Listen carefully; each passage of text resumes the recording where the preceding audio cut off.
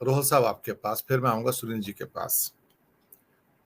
2-2.5 महीने पहले सी वोटर सर्वे आया था महाराष्ट्र के बारे में, जहां उसने एमवीयू को 48% वोट दिए थे और बीजेपी और शिंदे की युति को करीब करीब 38-40% वोट दिए थे, और काफी बड़ी संख्या में लोकसभा की सीटें एमवीयू को दे दी थी। मुश्किल से 10-12-15 सीटें थी जो 48 में से बीजेपी के लिए छोड़ी थी। लेकिन इस हफ्ते जो दैनिक सकाल का जो नया एक सर्वे आया है, दैनिक सकाल एक बड़ा पेपर है महाराष्ट्र का, मराठी का, और काफी गहरी उनकी पैठ है। उनके अनुसार जो अभी जो सर्वे आया है, एमवीए को 47.7% वोट मिलेंगे। सबसे ज्यादा कांग्रेस को मिलेंगे 20%, एनसीपी को 15.5%, शिवसेना को 12.5% और बीजेपी को सिर्फ 33% वोट मिलेंगे। 33%। शिंदे की शिवसेना डेसिमेट हो जाएगी 5.5% पे, शायद एक भी सीट नहीं मिलेगी। टोटल मिला के 38% वोट मिल रहे हैं इनको।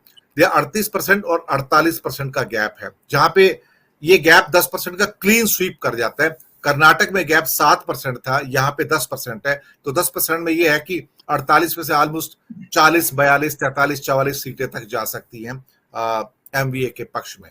यहां से असली चिंता की रेखाएं निकल रही हैं, और ये दोनों के लिए है, लोकसभा के लिए भी और विधानसभा के लिए भी है।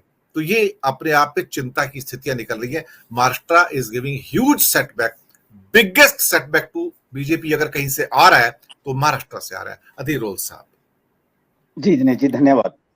दिनेश जी, आपने महाराष्ट्र का जिक्र किया, तो महाराष्ट्र में भी हमने पिछले 7-8 महीनों में देखा कि जो बाई इलेक्शंस हुए, चाहे वो 2 सीटों का था और एक ऐसी सीट जो पुणे के पास थी, कि जहां पर भारतीय जनता पार्टी की परंपरागत सीट थी, तो वहां से भी उन्हें हार का सामना करना पड़ा। और जिस तरीके से वहां कांग्रेस कैंडिडेट जीता, और कांग्रेस कैंडिडेट को जिताने के लिए उद्धव के बेटे ने जिस तरह से वहां अपनी ताकत लगाई आखिरी दिनों में, और महाराष्ट्र में जिस तरह से जो उद्धव वाली शिवसेना है, एनसीपी है और महाविकास आघाड़ी है, जिस तरह से उद्धव की वजह से वहां पर समर्थन है, तो वो भारतीय जनता पार्टी के लिए महाराष्ट्र वाकई ही चिंता का सबब है। और हम सभी जानते हैं कि उत्तर प्रदेश के बाद सबसे ज्यादा सीटें महाराष्ट्र के पास है।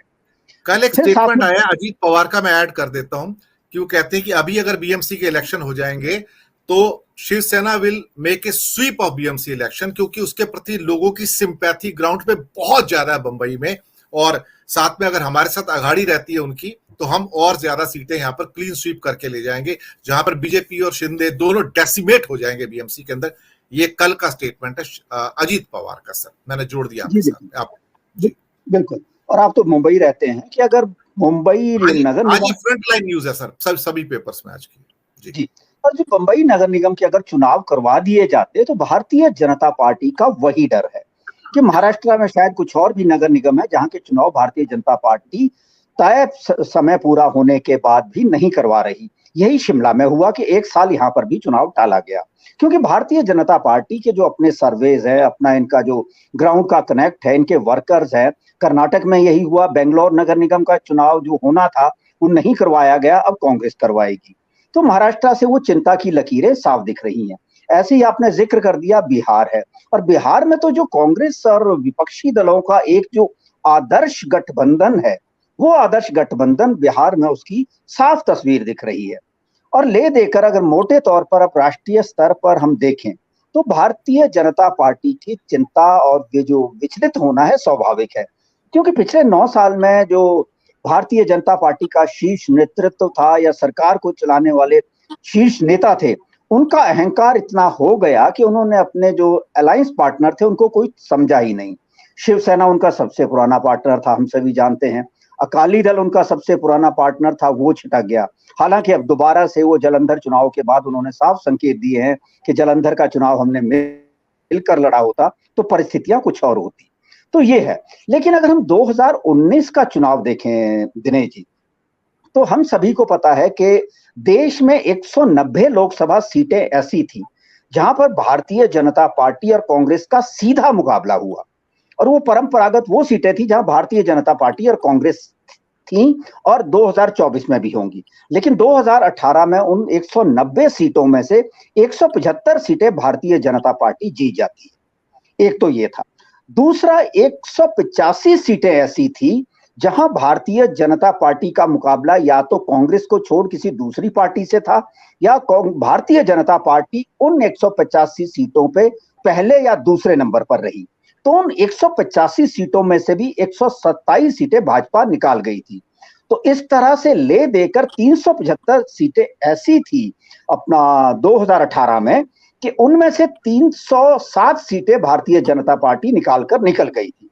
लेकिन अब वो परिस्थितियां, जैसे हिमांशु भाई ने कहा कि सारी परिस्थितियां, और चलिए गुजरात छोड़ देते हैं हम, और उत्तर प्रदेश से भी भले ही जितनी आप कह रहे हैं, तो सारी जो चीजें हैं उनसे भले निराश अभी लगे हम, लेकिन आपने जिक्र कभी अनौपचारिक तौर पर इस डिबेट से पहले किया था कि जो मायावती की 10 सीटें हैं वो कहां जाएंगी। तो जो सारी की सारी सीटें हैं वो भी देखना अभी बाकी है। तो उत्तर प्रदेश और गुजरात अगर हम छोड़ भी दें तो कहीं ना कहीं भारतीय जनता पार्टी के लिए परिस्थितियां मुश्किल है। हिमाचल हो गया, हिमाचल बहुत छोटा सा राज्य है, 4 सीटें यहां से गई थी, चारों की चारों। अपना साथ में पड़ोसी राज्य पंजाब है, पंजाब में भारतीय जनता पार्टी के पास है कुछ नहीं। अगर वो अकाली दल के साथ मिलकर भी लड़ते हैं तो वहां पर अभी भी अकाली दल इस पर हालात में नहीं है कि अब जो बड़े बादल साहब थे उनके निधन के बाद पंजाब में अकाली दल को सबसे बड़ी चुनौती ये है कि उस अकाली दल को एकजुट रखना बड़ी चुनौती होगी। साथ ही साथ फिर आम आदमी पार्टी का जिस तरह से वहां विस्तार हुआ और सामने आई, और साथ में कांग्रेस का एक देश है वहां पर, तो वो सारी चीजें हैं।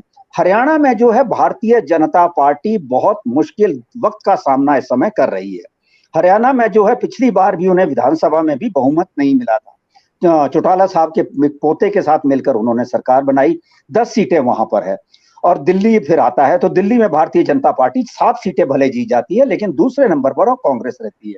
फिर बाकी मध्य प्रदेश, राजस्थान और छत्तीसगढ़, झारखंड, बिहार, ये राज्य हैं। दक्षिण का जिक्र हिमांशु भाई ने कर ही दिया है।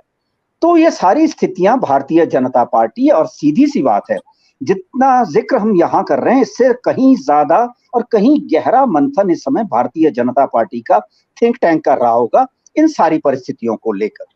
तो ये साफ सी बात है। और इसी कोशिश में अब वो चंद्रबाबू नायडू से मिल रहे हैं, यहाँ वहां जितने भी 1 या 2 सीटें, 5 सीटों वाले जहां भी उन्हें असर लग रहा है वहां वो कोशिशें करेंगे।